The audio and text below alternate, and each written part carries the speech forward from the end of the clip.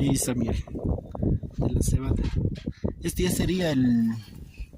Y haciendo secar la cebada, pero antes de eso tienen que pasar por la trilla, la cosecha. ¿Y eso que está haciendo, mami, qué es? ¿Qué significa? Estoy haciendo un atadito para pulsear con un palito. Parece que la chala nomás. Estamos haciendo y hacíamos algo Antes así habían sabido chala, ¿no? así, recogiendo después que están acarreando cebada atrás, cuando caían las ramitas era recoger.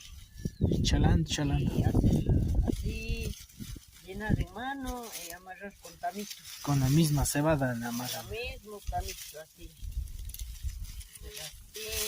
Hacíamos así. Y ahí hacíamos por medio.